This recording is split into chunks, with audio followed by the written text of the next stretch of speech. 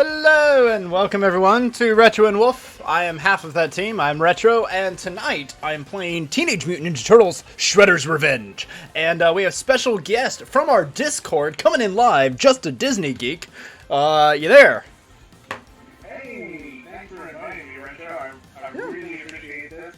I have been looking forward to playing the game since it was announced, so I'm real excited. I'm a huge fan. Yeah.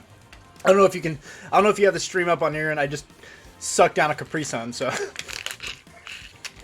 Perks of having kids, right? So I'm going to be Michelangelo, you're going to be Donatello.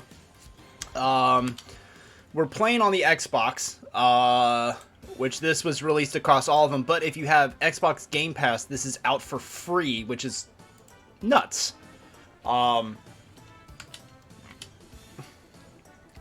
Do you want to skip the dialogue? Sure. Okay. You're in control, man. I'm just All right. along for the ride. All right, we're just gonna get straight to the action. I love the side scroller beat 'em ups. So I'm really excited to see this. It's so smooth to play too. Oh, I mean, this is everything I could have hoped for. Yeah, I don't know how you're supposed to finish the level unharmed, but that's apparently like a goal. Like that, yeah. It certainly didn't take long. No, it doesn't. It doesn't at all. All right. Yeah, I saw that was one of the challenges, and that's insane. That. All right, I like that little move into the screen. Oh, throw him at the screen. That brings me back to what was Turtles in Time? Was that the one for that? Yes, it was. That was back when we had like the old Konami arcades and movie theaters.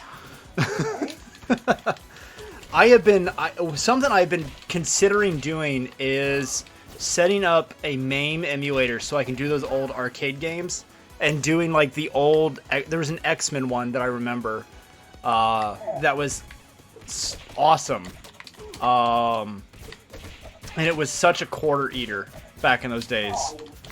I mean, that's exactly what they were designed to do. Oh yeah. There's always your entire pocket full. Well, that's what's funny to me. Huh? I wouldn't be surprised if I, at one point, spent a whole roll of quarters on. Oh yeah. Easy. This or Simpsons. Oh, yep. Well, what's funny to me is that, like, Sega Genesis, a lot of those games had no save function. They were designed to be beaten in one go, and some of them were almost impossible to do that. And, I mean, these are ones you can have at your home, and it's like... It was like they were designing them based on those arcade cabinets that were just, you know, you never had enough lives, kind of a thing. Right. I mean, that was by design. How much do you want to spend?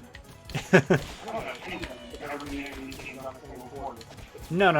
It was how much money can you get out of your parents? I mean, they knew the right way to do it.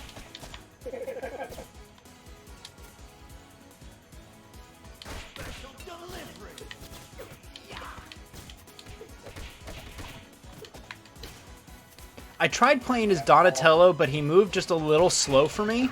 I like Michelangelo's speed, but he has to get closer than Donatello, so his range isn't as good. Right.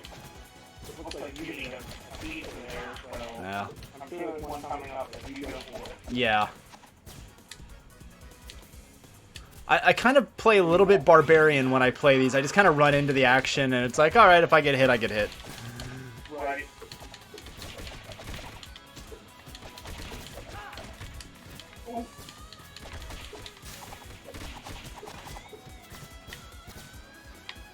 I know there's some team moves that you can use that I haven't. I don't know how to trigger them. Yeah, I'm not sure either. It may be a level thing, because I know as you go up in level, you get like more. Because right now you have like one ninja attack, like the strong crazy attack that you power up when you hit enemies. You get more of them when you level up, and like your health goes up, and all of the power ups and stuff go up with it. So I think there's some of that. that may come with it. I don't know. I've not played this with anybody else yet. You're the first person I've like played this co-op with. Yeah.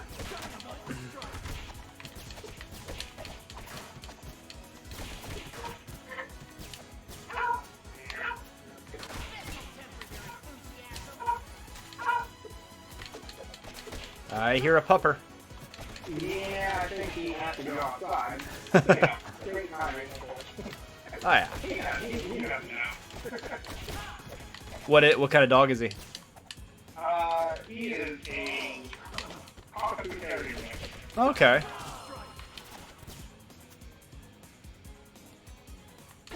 You go ahead. You got less than I do. Okay. Oh. Hey. All right. Leveled us both up. Oh, I see that. Or powered us both up, I should say. Yeah.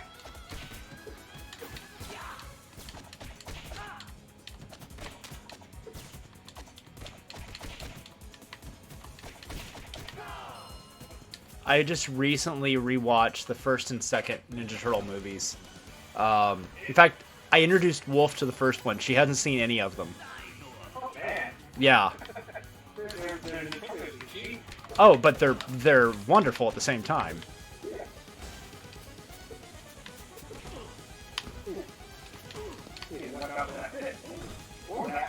Yeah.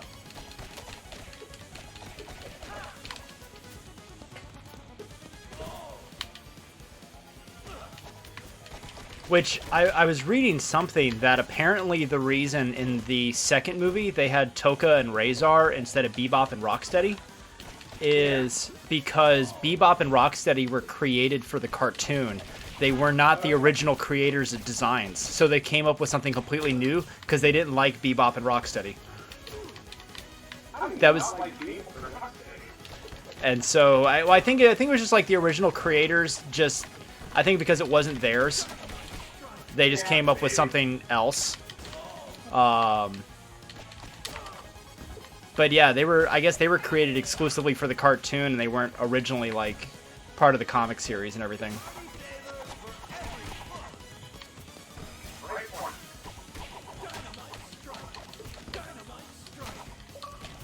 Ah!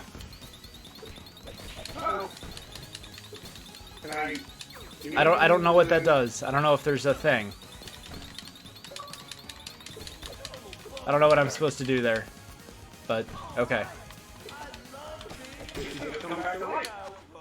Yeah. All right, yay, we leveled up. His staff's a pogo stick. Why not?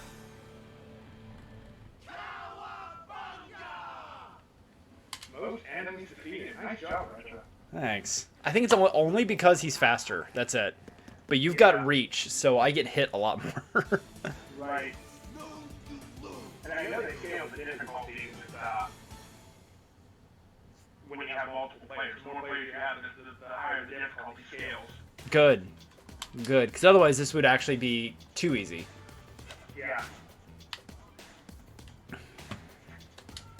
collectibles and 3 challenges, huh? Okay.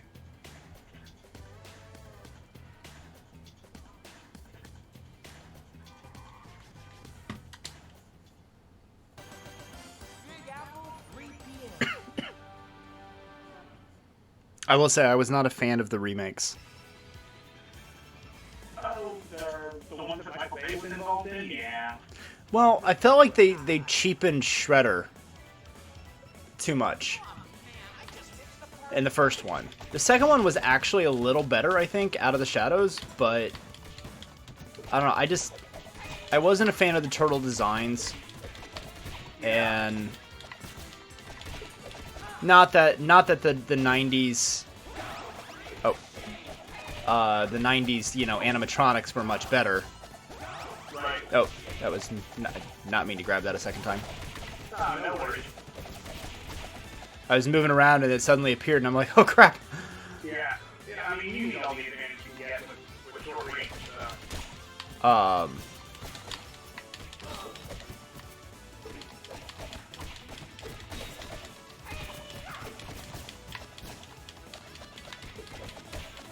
So, funny story. Do you remember in the live action TV show, there was a female Ninja Turtle that came along, Venus de Milo. No. She had like a light, it was a girl turtle, and she had like a light, like baby blue color bandana, and she fought with like Tai Chi mystical arts. It was a cheesy attempt to bring girls into the franchise. Yeah. The funny thing is, the person who was inside of the bodysuit was a guy, and I know him. And he hates when people bring it up. Because it's not what he wants to be known for. Right. Because he's actually a world-class magician. Okay. Yeah, his name is Sean Farquhar. 2-time world magic champion. He's been on Penn and Teller's Fool Us 3 times. And he was the person inside the suit for Venus de Milo. Because it was the 90s and he needed work. I did not know this for a very long time, and we were at a magic convention, hanging where I met him, and it was like 3 in the morning. We were all at the bar. We'd all kind of been hanging out, and it's just been a long day, and I think he'd been drinking, and he kind of let slip the secret of what happened, and we all just made fun of him mercilessly the rest of the weekend for it. But yeah, he was in the suit, and they gave the female turtle a chest, which that doesn't really biologically work, but they gave her boobs as part of the mold of her, like, the turtle chest piece, the yellow piece that we see when you look at these guys. Like, she had molded boobs, so you knew she was a girl. It's like what they did to... Oh. I can't say the female bunny. Oh yeah, yeah. They created a girl bunny. Yeah. And then they call that the new one. I've heard it's pretty terrible, pretty reliably from some people. Apparently, there's a rap battle with Elmer Fudd halfway through the game, like the basketball game. Right. Elmer Fudd starts spitting bars, so I don't know, like, how that fits in. I'm not the biggest LeBron James fan in the world, so that kind of was a... There we go. Full health for both. I do like that they put in the double pizzas. That's a nice... Yeah. Like, it makes me wonder if you had, like, 6 people, if you would get, like, if it does the same for everything. Oh.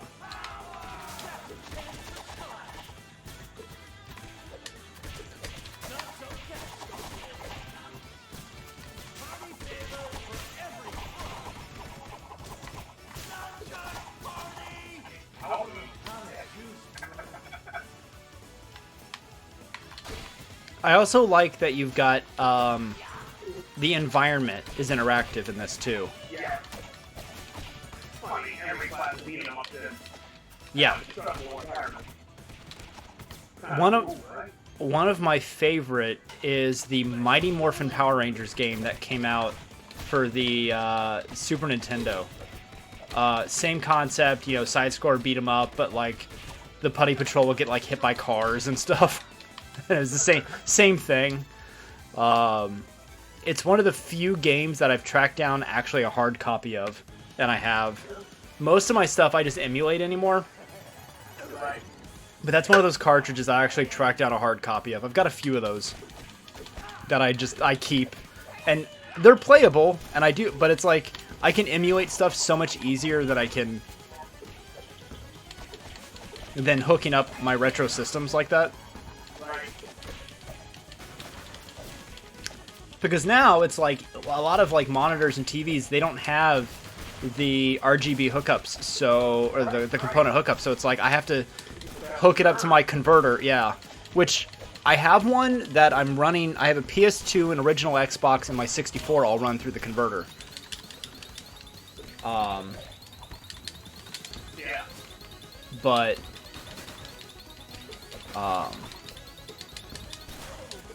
it's just it's one more component and cable, and I just I can just emulate it. My life is easier.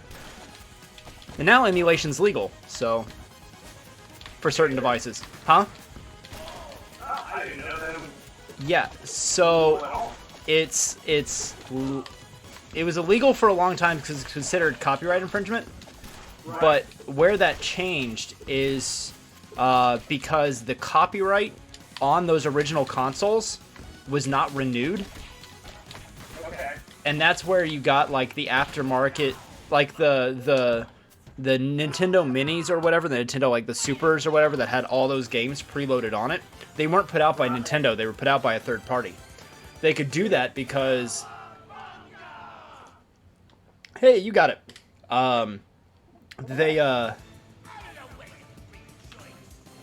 The copyright ran out on the consoles, so people could start now emulating the games and everything that was playable on that console.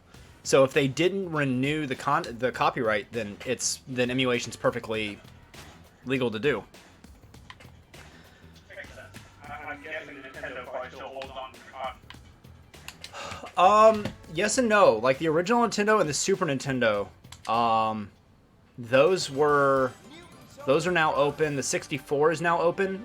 But the thing is that if you have a Switch, they're now releasing their stuff on, like if you have the Nintendo Premium account, they're now doing emulation on their own console. So like those are technically illegal to emulate, but I can stream my Switch, so I don't have to emulate them. I can just stream the Switch and it's all fine. My setup is kind of stupid. I have 9 consoles hooked up to various switches and diverters, so it automatically selects whichever one is live. But it's kind of ridiculous. Yeah. Smart enough to realize. It took a long time. I was waiting for basically the technology to come out where it could. And of course, every old beat 'em up has to have some level like this. Oh yeah. I mean, thanks to that, that's great. Yep. I guess they were kind of some of the first to do it. Ah.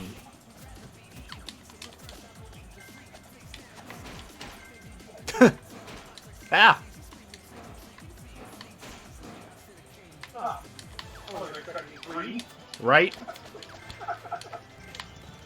Oh, now we're coming this way. I love how the board, like, I can't help but look at it and go, I love how the boards are smart enough to move with us when we jump around and get knocked around. Right.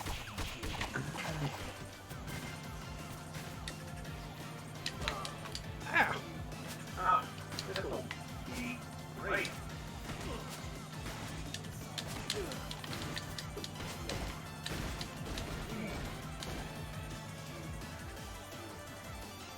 This is a challenging one.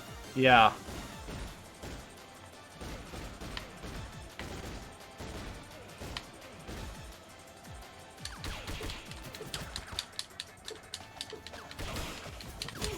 Oh, Right.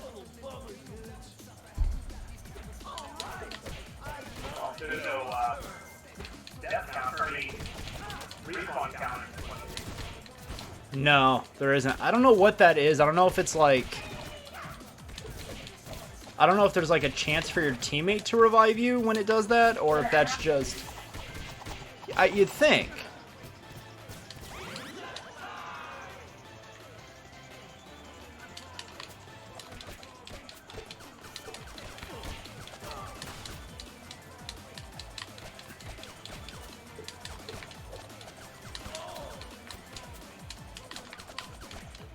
We gave the airborne ones.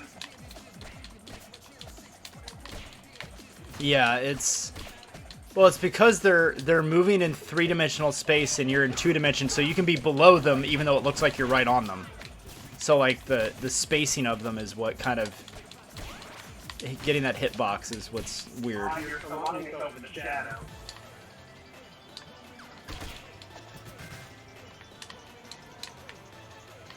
The shadow seems to be the sweet spot. If you're underneath the shadow, you should have hit. Then you get these guys that just Yeah. annoy you. It's fun trying to figure out what the hitboxes are. Type of game, you know, how far you can reach act on. Yeah.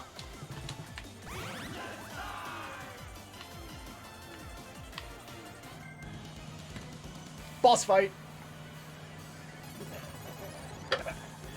Yeah, they really did. I feel like they really did justice to the original, like Turtles in Time and the originals.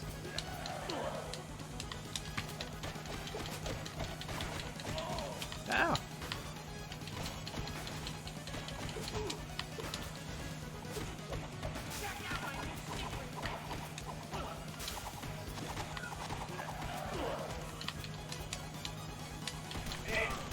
Yeah.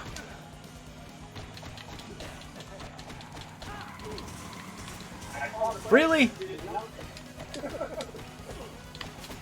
And I feel like my nunchucks would be extremely ineffective against this monster truck, but you know what? We'll go with it. Right?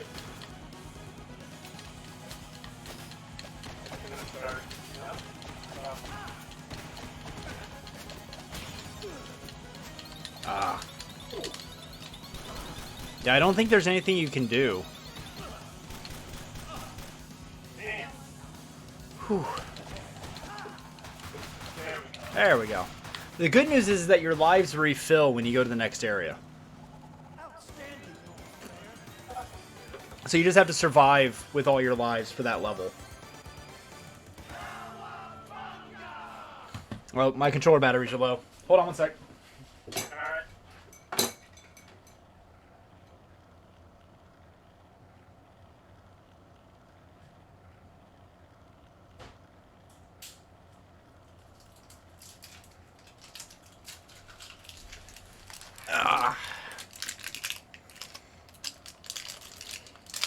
Of course, my batteries go to die when I'm on stream.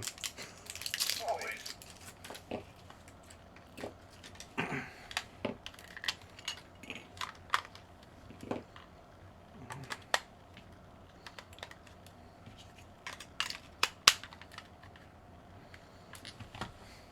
Okay, back in business. It's always an inconvenience.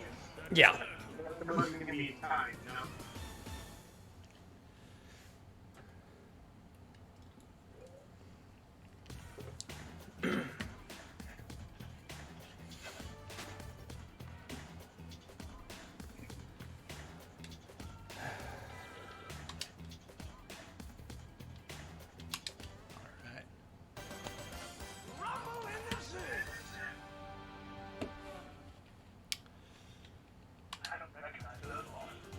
Yeah, there's several characters in here that I think were either like random. They've got to be like callbacks to something.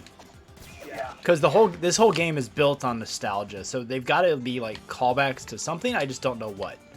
But I love how there's like statues of Shredder in Central Park. Like that's a normal thing. Yeah.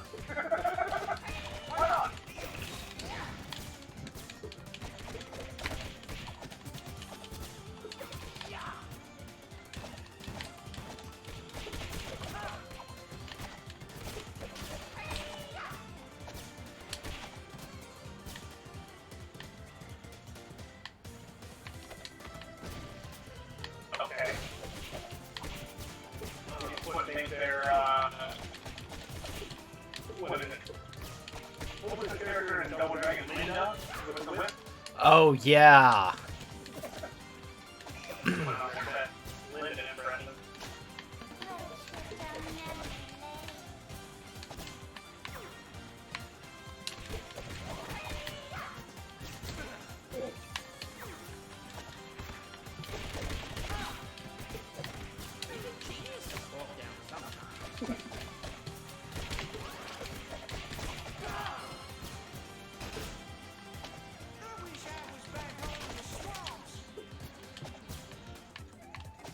And you mentioned Battletoads. Right? And it looks just like. Which one was that? Temple? Temple of the Crown one? Yeah, I think so. I know at one point there was a crossover Battletoads Ninja Turtles thing. I think it was Battletoads and Ninja Turtles. That Battletoads did a weird crossover with something, but I don't remember what it was. I know in the 90s there was a Power Rangers Ninja Turtles crossover TV show episode that was incredibly stupid. And their live action outfits looked worse than the movies.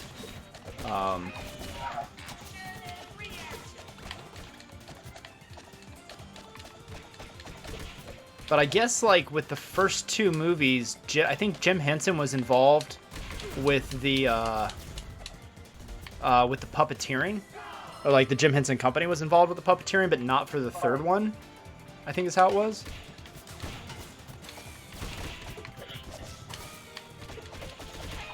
All I know is that the wrestler Kevin Nash was the body of the Super Shredder in the second one. Yeah, he was.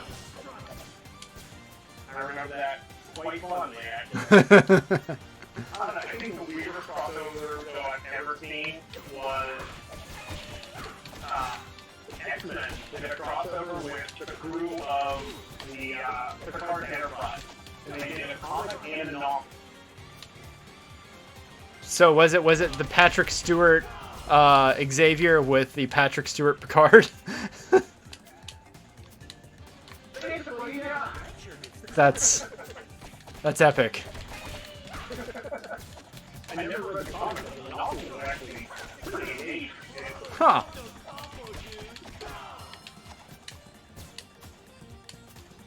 I know this probably is not the channel to bring it up on, but what were your thoughts on Kenobi?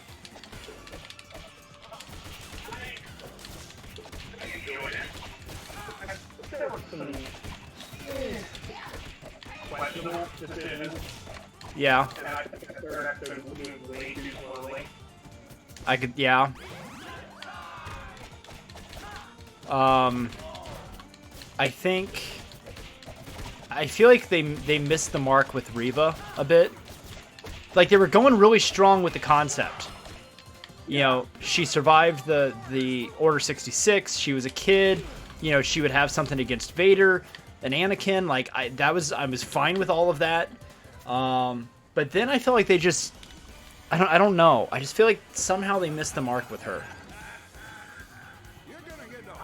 Ground Chuck and Dirtbag. Those are amazing villain names. I give her credit for really going hard into the role. Like, Oh yeah. She definitely committed. Oh yeah, the actress was great. I don't fault the actress at all for her performance. I just feel like with the writing of the character, they missed the mark on some stuff. And ultimately, the payoff with her at the end, I feel like made her weaker.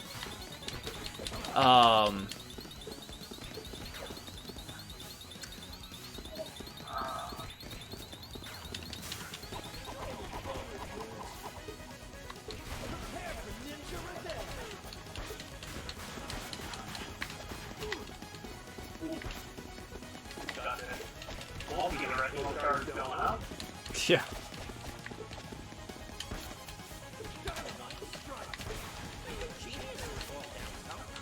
One of the things too is I think, especially early on, when we see her being like really brutal, that was the hallmark of the Sith, especially in the Old Republic, was absolute brutality and yeah. And if you know, always two there were, it was expected that you would betray your master and take over at some point. Like, that was the way it was. And so by having her criticized by the other Sith for being too brutal, I feel like that was not, like, really? No, why would they be showing mercy? They're success by any means. So why? I didn't quite get that. I would think that the head Inquisitor would be more brutal than anything. So like, why criticize her for her brutality? And I was like, she played the role of a Sith Lord better than, you know, I think I don't know.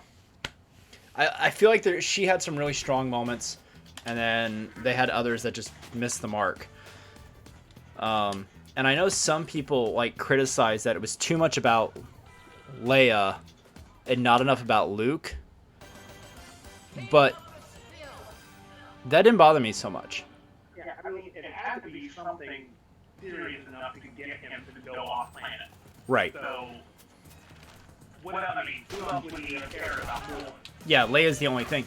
But, well, and the other thing, too, is we've established in several films and storylines and games, Tatooine is boring. And that really, I think, to a degree, Obi-Wan realized that Luke was safe kind of without him around. But you have Leia, who becomes a high-profile political target all too easily. You know, so it kind of makes sense that she would be the one to fall under trouble, and Luke would be completely oblivious, because we see him completely oblivious at the start of A New Hope. Right. So it didn't bother me that we actually had a connection between Obi-Wan and Leia.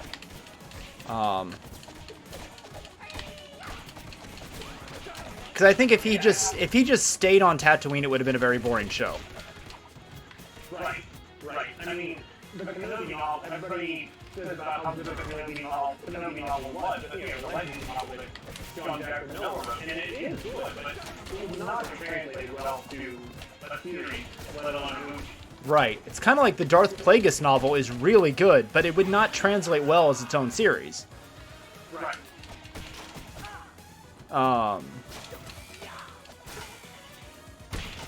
So overall, I was happy with it. I did not mind the Qui-Gon payoff at the end of 6. I was okay with that, because they've been teasing that for so long that it was like, okay, and for Liam Neeson to actually come back and do it was you know, really great. That didn't bother me at all, and I think it's yeah. So for 10 years, Obi-Wan's been isolating himself, trying to contact Qui-Gon, and finally, now when he's at his most vulnerable and when he's even more of a hermit than he was, is when, you know, Qui-Gon comes to him, and it's like, that's an excellent payoff.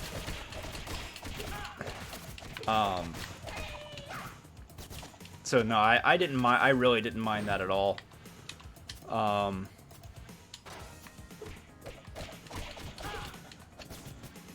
think they definitely knew what they were doing to the land. How they used, you know, how they used her reaction. Yeah. And the tension of them. Like, that was Quintessential. right? Yeah. And I think Carrie Fisher would have been proud of the way they wrote that little girl as such a strong character. I think they really did justice to the legacy of Carrie Fisher and her and the character she created on copious amounts of cocaine. No, I can't. She's you know, God rest her, very tragically taken, but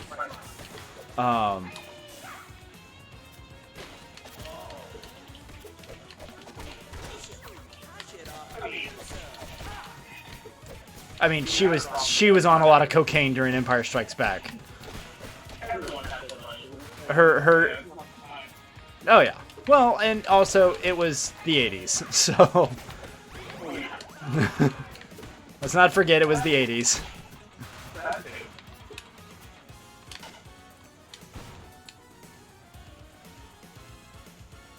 I had a chance to meet her and I missed it.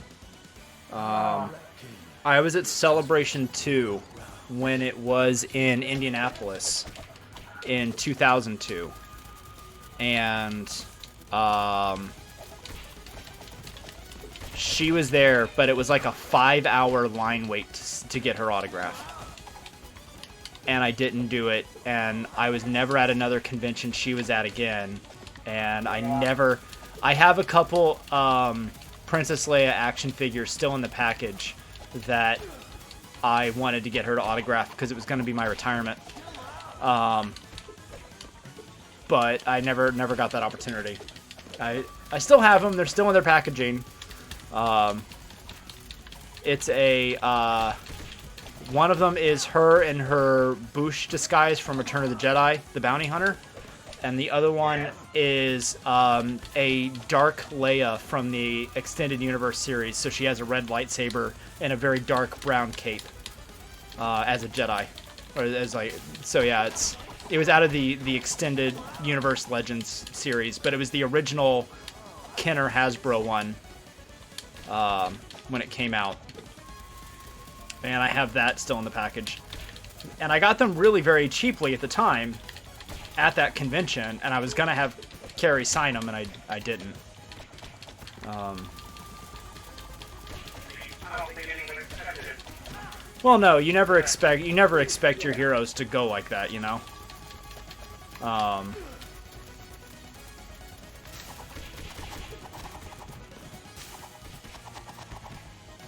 I have a signed Peter Mayhew Chewbacca on my wall. And that was from that convention, and also I have a Billy D. Williams autograph as well. He was pretty cool. You could tell, like, he was one of those people, like, you see him and he was like really tired, but he still made time to like sign every autograph and be really gracious, and like you could just see, it was like late Saturday when I was there, and you could just tell, like, he's a tired old man. He could be doing other things with his time, but he really was a very nice guy. And Peter Mayhew was insanely large. Sitting, I'm 6'2" now. I was a teenager then, though, and I was much shorter. I was like easily 5'5". Sitting down, he was as tall as I was. He was a big dude, tall, thin guy. Yeah, that's just that one.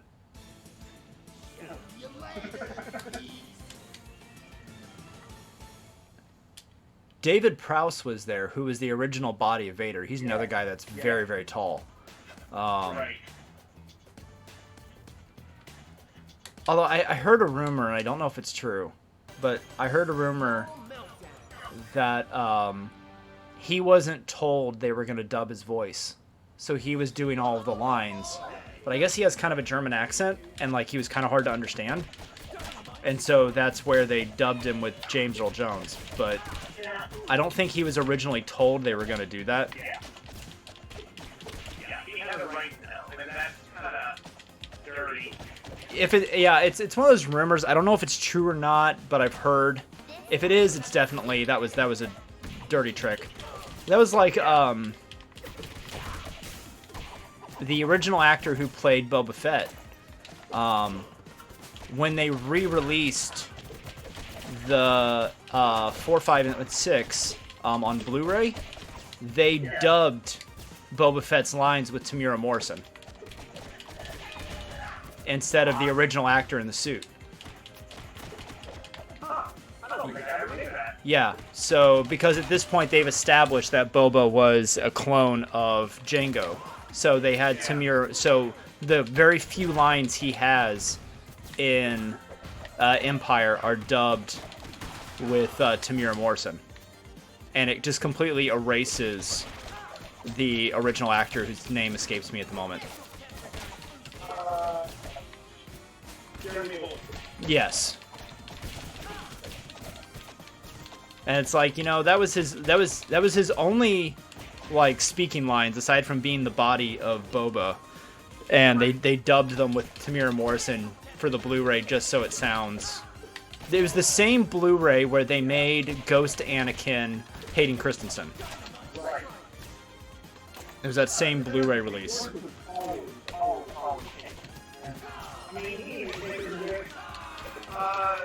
He has the McClunkey line for Xenia. Yeah. After he installed it. Well, and then after the debate of who shot first, they ended up when they did the digital remaster in '99 of A New Hope. They added, was it '98? I think they added in where Greedo actually shoots first and misses. Yeah. And it was like this badly edited thing where they digitally moved Harrison Ford's head so he dodged the shot. Like it was, I remember it looking really bad. Yeah. Just leave well enough alone, you know? And I will say... Yeah, they didn't want Han to look like a bad guy. You know? Right. So that's why they had the Greedo shoot first. I will say, Hayden came back and he really owned Vader. I mean, that was him in the suit. That was him doing the fight scenes. Yes. And even that flashback scene, you could... I mean, the flashback scene, I don't think they de-aged him as well as they could have, but still. That's a minor gripe overall. You know, here's a guy who 20 years later is able to pull that character out. Right. And the fact that he's actually, you know, enough time has passed where he's appreciated. Yeah. Now, Star Wars fans have a tendency to be very critical and very toxic of the franchise. Yeah, no one hates Star Wars like Star Wars fans. Yeah.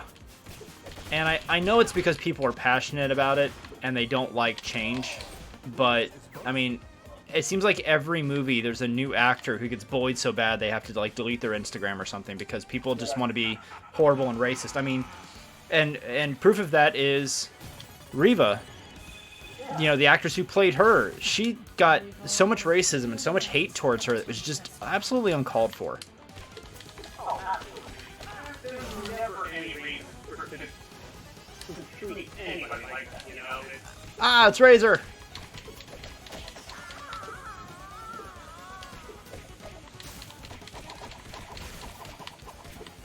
Yeah, it's, you know, and the Kelly Marie Tran, I think it was, or the actress who played, yeah, you know, she got it really bad for Rise of Skywalker, or for Last Jedi and Rise of Skywalker. She got it really bad. I'm like, come on, guys. Yeah. Like...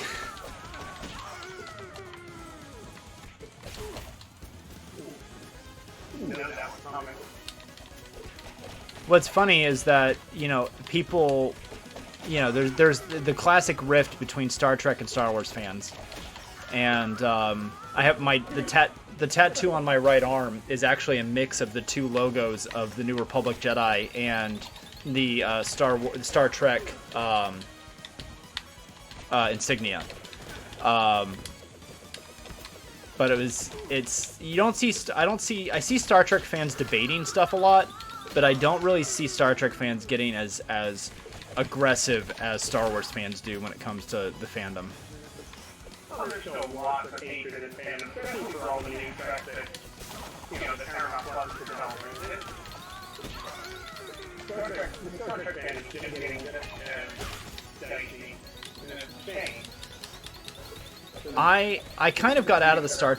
I haven't seen Season 2 of Picard yet, and I kind of got out of, like, the heavy fandom during that time because I didn't care for Lower Decks. I didn't care for the newer Star Trek shows that were coming out. I don't know, it just wasn't something I was really getting into. I thought Season 2 of Picard really... It was better than the first.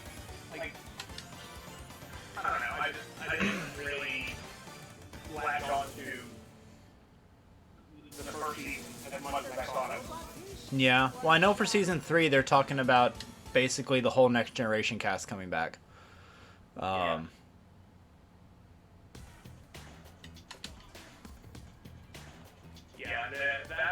I'm looking forward to that.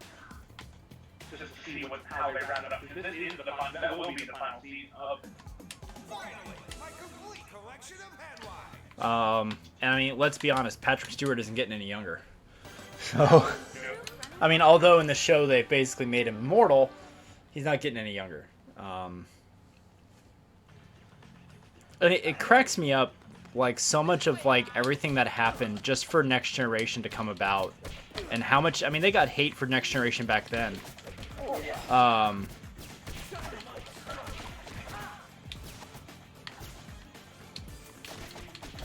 And there's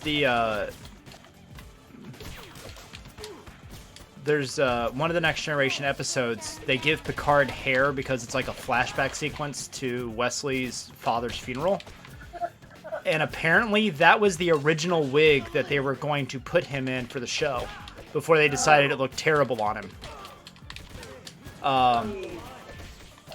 Yeah, it looked pretty bad. Definitely, yeah, definitely better as a bald man. I know the story goes that somebody made a comment to Gene Roddenberry that, you know, you're telling me by the 24th century they haven't corrected male pattern baldness, and his response was by the 24th century nobody will care. Right. That was, you know, they were embracing disability back, you know, in the original series as well. That, you know, wasn't really happening. You know, then you have Geordi where it's like, you know, it's just accepted Geordi's blind and uses a device to see and nobody cares. But the thing is, Geordi, I mean, he was able to see more. You know, he was able to see all the spectrum, not just. Right. Gave him the advantage, and they. There was an episode, I think it was called the Masterpiece Society, where Geordi's visor ends up actually saving the society, but the culture of that society is that they terminated any, like, possibility that somebody could be born with a defect. So nobody in their society had defects. Defects were not valued. And so, but the reason they were saved is because Geordi had a visor because of his birth defect. So they kind of, they raised awareness to stuff, but I don't know. I just don't. I see fans in the Star Trek world debating. I guess I'm just used to them debating more, you know, Kirk or Picard or Janeway or Cisco or, you know, that stuff. It's less the vitriol that seems to happen from the Star Wars fandom, where it's like outright racism and hatred. Maybe I don't know. Maybe it's like that, and I'm just not kind of happy that I'm blissfully ignorant of that. But Like what Star Trek is like what Star Wars is like. Let everybody enjoy their thing and let it be that. right? There are more things to argue about on the internet. Yeah. Well, the original Red Ranger, he's been caught up in a Red Power Ranger. He's been caught up in a like money laundering thing. Yeah, him and like 18 other people were a part of this like Ponzi scheme laundering thing, and he's claiming he wasn't a part of it, but of course he's getting a lot of really bad press. And somebody asked Jason David Frank, who was the Green and White Ranger, and they asked him like, hey, what are your thoughts on this? And he's like, I don't want to talk about it. He says, but you have to remember, we're just actors and we're just people, and people make mistakes, and you shouldn't let the actions of people change what you think about the heroes that they created.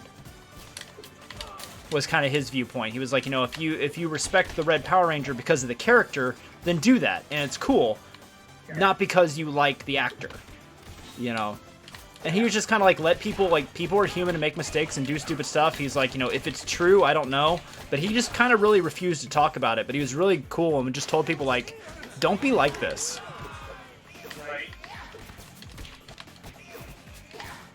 But even the original Blue Ranger, he went under a lot of hate for being gay in the 90s. Right. Yeah, and he got it from the crew of the show, from...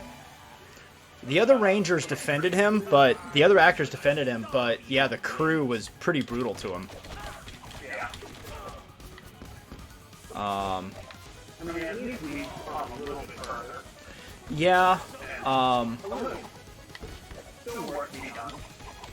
But, well, even the studio was... I read things where the studio was, like, interviewing the Rangers, interrogating the Rangers to determine if he was gay or not, and nobody would commit to it.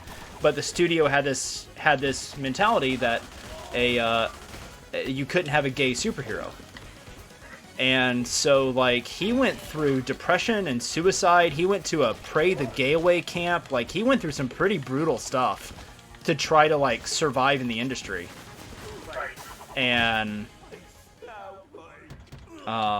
he walked off the set of Power Rangers one day, and they used... He walked off the set, and they finished out the episode, I think, using, like, recycled footage of him. Because he just walked off the set, and so they just recycled his footage from something else to finish out the episode, and that was it. And then he was just never seen or heard from again. No, I mean, I want to go on record and say that this is a quote, not something I would personally ever say. It's a direct quote from him, because they asked him, why did you walk off the set?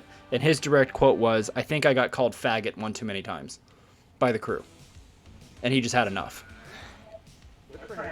Yeah. I'm not condoning, to anybody who's listening, I'm not condoning the use of the phrase. I'm merely quoting his own statement. I could see me getting canceled because I did that, you know? Because that's also the world we live in.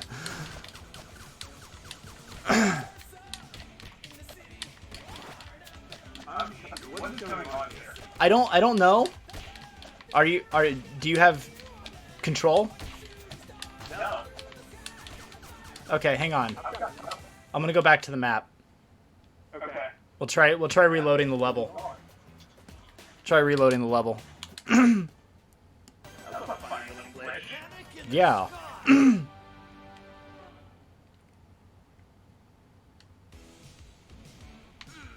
There we go. Okay.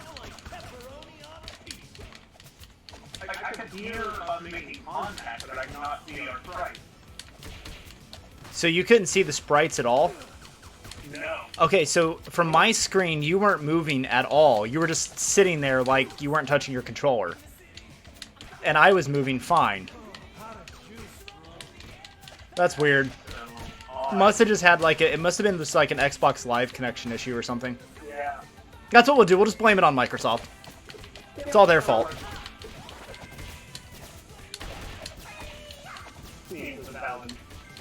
It works. I'll take it.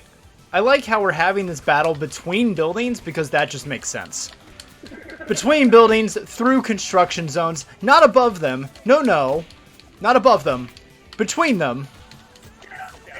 It's like, my heart dies a little bit when I watch films and there's like a helicopter piloting in between buildings, and I was like, you do realize they can't really do that well, right? I would not be wanting to be the pilot.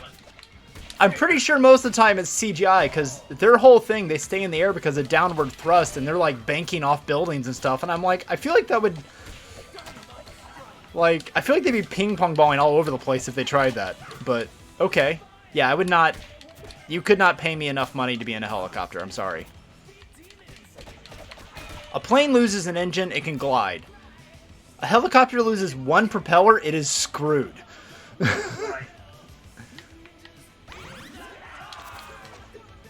I missed it. That's alright. I missed the pizza, but that's okay. I think there's another one coming up. I like how even though they live in the sewer, they can afford to build a blimp.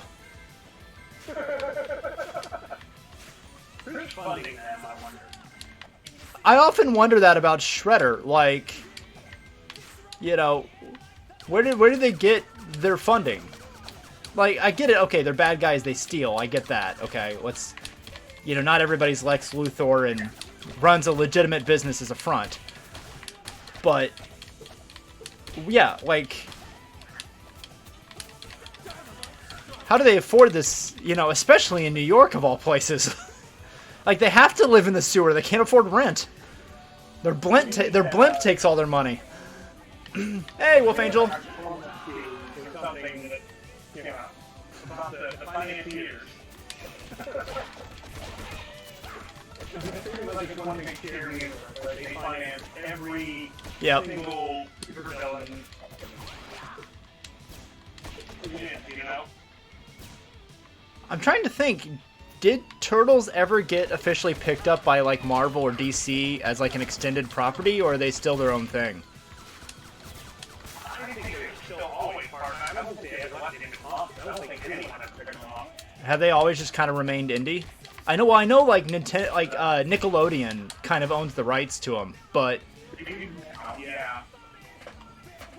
I wouldn't say that they always stayed independent. well, good for them. Cause like, if TMNT came out today, I don't think it would have the staying power unless it came out as part of like Marvel or DC. Yeah, I certainly. Well, I mean, the animated show certainly helped.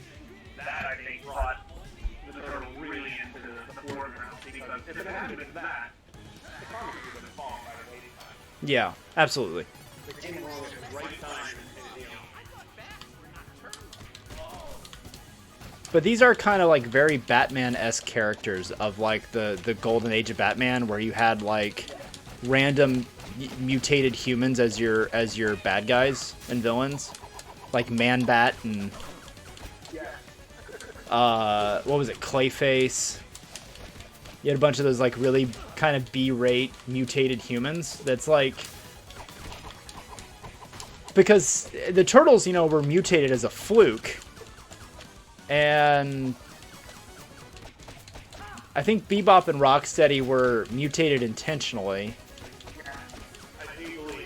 Same for Toka and Razor in the movie were created specifically to fight the Turtles.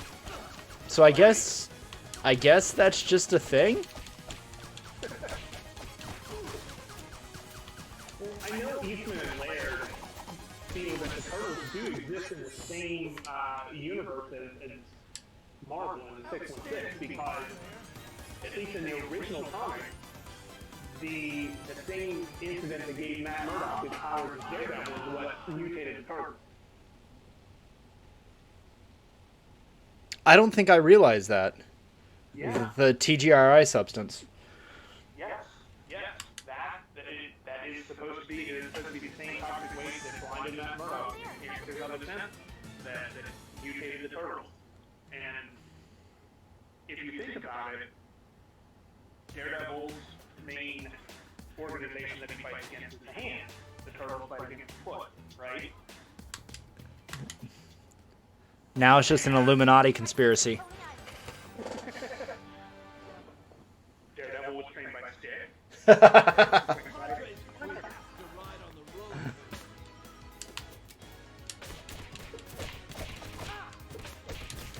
I thought that was brilliant that they considered that to be the same shared universe. Yeah. Well, and it was kind of, yeah, it was kind of a thing too in the 80s and 90s to do comic book crossovers, because that was how, like, honestly, it's kind of how they stayed alive and created like cross fandoms, because people who were like hardcore Batman or hardcore Spider-Man would never necessarily pick up another franchise's comic book, but oh wait, you know, you've got this crossover. I wrote an article for Geek News Now, I don't know, last year I think it was, it was, there was a comic that came out, I think it was a 3 or 4 series, but it was Marvel versus DC. And it was a comic series that came out like 25 years ago, I think. And the premise was that Marvel and DC were not brands, they were gods of the universe. And they were brothers. And their universe was split. And so they decided to pit their heroes against each other for a winner-take-all of the universe battle. and the loser's universe would be completely wiped away. So, kind of like Mortal Kombat. Basically, yes. What cracks me up is the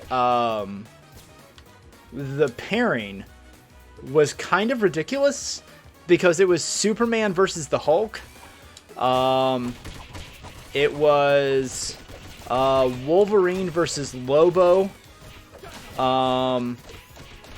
It was Batman versus Captain America. And they ended up agreeing to a draw because they both fought for justice and respected the other. And I forget who some of the other like pairings were. I think Superman won against the Hulk. It was Aquaman versus Namor.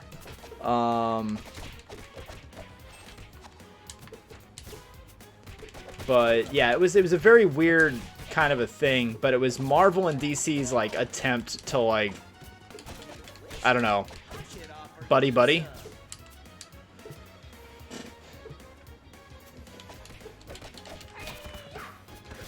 concept. I mean, you think of them as rivals.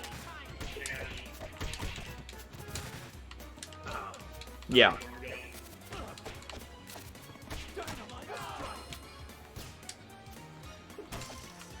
Oh, Robin versus Jubilee. That was the one that was the weirdest. And rather than fighting, they end up like falling in love with each other. And like at the end of it, they're going on like this boat ride canal date thing. I'm sorry, she's kind of useless, but... Well, she's useless only because they never really utilize her powers in a way that's actually effective. If you had somebody that could shoot off blinding fireworks from her hands, there's a lot of very good tactical things you could do with that. They just never did it, and they just made her this angsty teen.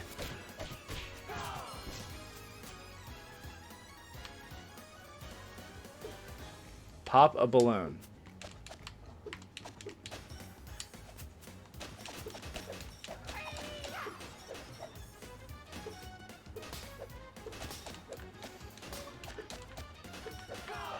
I think that's it. I think that's the prize.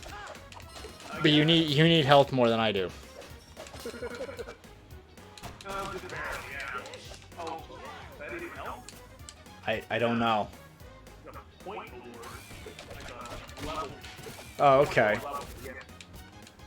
So I'm probably gonna call it after this level for tonight. Yeah, no worries. But I do appreciate you coming on and hanging out. We'll have to do this. We'll have to do this again to finish it up. Yeah. Yeah. You got home from work not too long before we started, right? I basically came. I had work and then I had a job interview and then it was like I came straight home and got ready and jumped on stream. I think it went well. We'll see. I got the usual, we're interviewing more candidates next week. We'll keep you posted, but I've got a good feeling about it. But actually no, I'm still working on that, and I'm working on some certifications for that. So until I get those finished up, really getting a job in that field is going to be very difficult. They really want those language certifications and stuff. No, this is actually just working kind of front office management for a body shop, but it's a very successful, very lucrative position.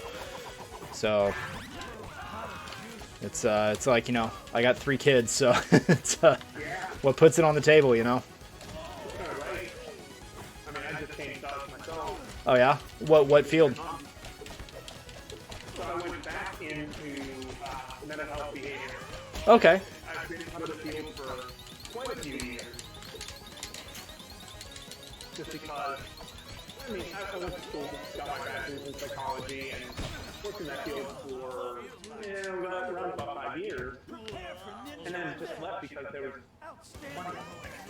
Yeah. I think I wanted to do. That field didn't pay that much 10 years ago. Sure. It's gotten better. So I went back and Monday through Friday, 8:30 to 4:30. Yeah. And, you know, I was used to working shift work and Yeah. you know, varying shifts and retail hours, and it gets old. Yeah. Yeah. It's like this new job is Monday through Friday, 8 to 5, never working weekends. You know, family owned shop, very successful. It's like, that's perfect. But, all right. Well, Disney, I appreciate you being on the channel, man. I'll see you in the Discord. To everybody, this is always open to anybody ever wants to join in on our streams, whether it's through Discord or jump into the game, just let us know. We will be back. Let me think when we're going to be back. Today is Thursday. We're going to be back Saturday afternoon. And then the schedule for next week is going to be going live on Facebook and Discord. So you can see when we're going live then. So once again, Disney, thanks for joining on. This is a lot of fun. And we'll see you guys later. Yeah, thanks, Richard. Thanks for having me on, man. I appreciate it.